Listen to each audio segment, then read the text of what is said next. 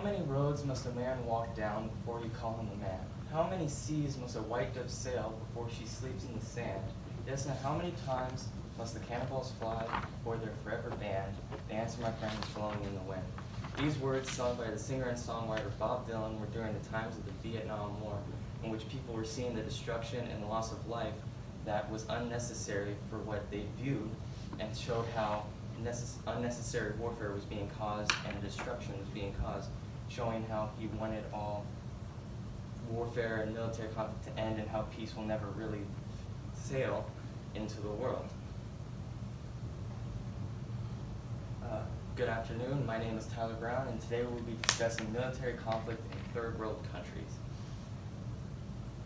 Now, through the thoughts of Bob Dylan and how he thought of the Vietnam War, I came to the question of to what extent does military conflict in a developing third world country affect the overall growth of its urban population? And I came to the conclusion that overall military conflict is a negative effect on urban developments in third world countries, overall stunting their growth. Such examples are the Vietnam War, or the several wars that happened in the Middle East, or the Korean War, for example. To be specific, over 2 million Vietnamese citizens during the Vietnam War were killed, over 1.1 million Northern Vietnamese troops and 200,000 South Vietnamese troops were killed in this war alone, leaving a lack in population and not allowing further growth in the country. And during the Iraq War, just one of the wars in the Middle East, a study that was shown in the Huffington Post showed that $394.4 billion were spent in the Iraq War alone, and also leaving 5,000 civilians killed and attacked between January and September, according to the UN, and says that more than 3,000 people died in 2012 alone. Also is the Korean War, which the Korean War cost a total of $30 billion in 1953 alone, which is equivalent to $341 billion in today's currency, showing how all of these countries with military conflict overall destroying their infrastructure and economy and not allowing them to grow past their third world country development and pushing them back into rural settlements instead of urban countries. Now, several countries that are in civil conflict, such as the Middle East, Africa, and South America, their overall GDP is risen by these conflicts, not allowing them to grow and raise enough to where they can develop into an urban settlement, while they're sliding back into a rural country that isn't allowing them to grow and develop.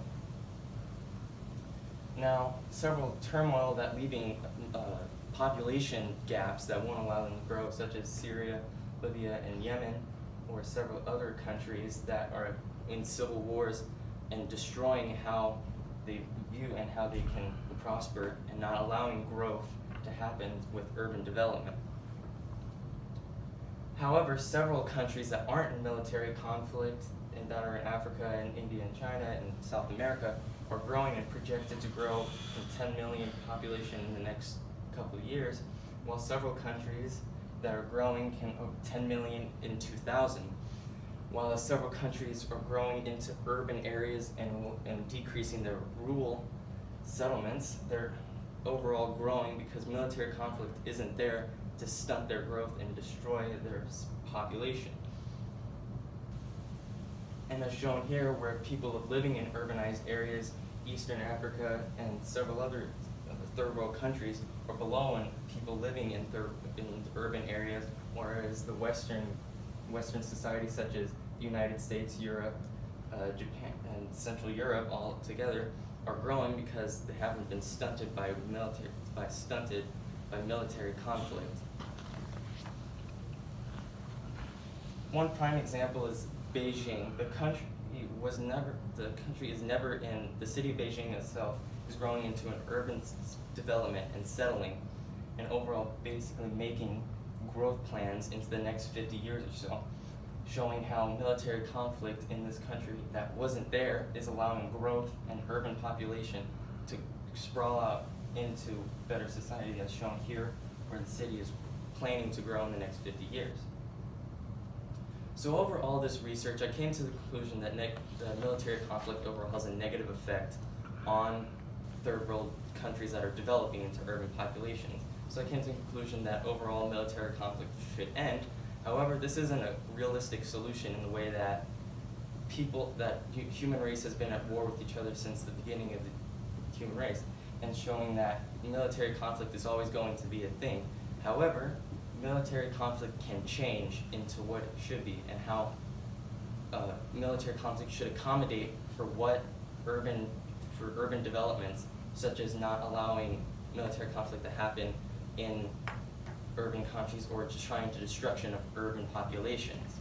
This is, however, problematic for the reason that military conflict is very sporadic and can be sometimes uncontrollable into what destruction. However, several documents such as the Urban Military Population site showed an article on how military conflict and military actions in urban areas can be changed in order to help better protect the urban areas and not allow for unnecessary destruction in the population. So overall, military conflict in third world countries is a very negative thing that should be changed in order to help third world countries bounce back after their stunted growth in military conflict. Thank you. What questions do you have? All right, Tyler, I got 2 questions. First of all, thank you. First question, what evidence did you gather that you didn't use, and then why didn't you use it? Well, there were several views that I used from like the New York Times and the Huffington Post that showed the ethical dilemmas that military conflict has in third world countries, but I felt that overall the economics and the growth were a more convincing argument than for my question.